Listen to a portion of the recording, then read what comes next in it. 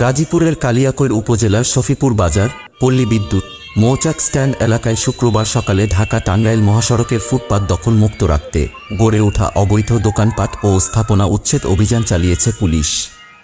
এ সময় মহাসড়কের ফুটপাত দখল করা প্রায় ৫ শতাধিক দোকানপাট ও স্থাপনা উচ্ছেদ করা হয়। নাওজোর হাইওয়ে পুলিশ, থানা পুলিশ ও জেলা পুলিশের নেতৃত্বে এ উচ্ছেদ অভিযান পরিচালিত হয়। অভিযানে মহাসড়কের পাশে মানুষ চলাচলের রাস্তা ফুটপাত দখল করে থাকা বিভিন্ন দোকানপাট ও স্থাপনা সরিয়ে দেওয়ায় মহাসড়কে যান চলাচল স্বাভাবিক ও ফুটপাতে পথচারীদের চলাচলে স্বস্তি ফেরে।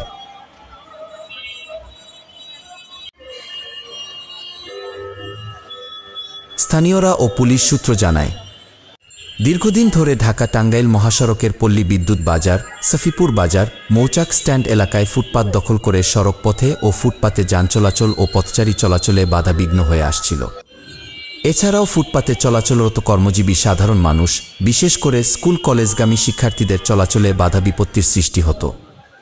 পুনরায় যাতে আবার ফুটপাত দখল না করতে পারে এ কারণে পুলিশ মোতায়েন করা হয়েছে। উচ্ছেদ অভিযানে উপস্থিত ছিলেন নাওজোর হাইওয়ে পুলিশের ওসি রইজুদ্দিন, কালিয়াকৈর থানার OC Riyad Mahmud, OC operation Mohammad Jubayer, জেলা পুলিশের টিআই মেহেদি হাসান সহ প্রশাসনের প্রতিনিধি।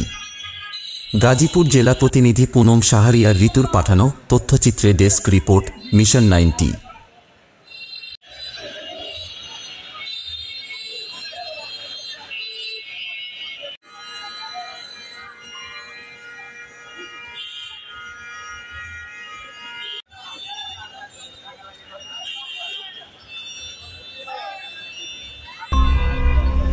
মিশন 90 সংবাদের পিছনে নয়, ভিতরে ছুটি।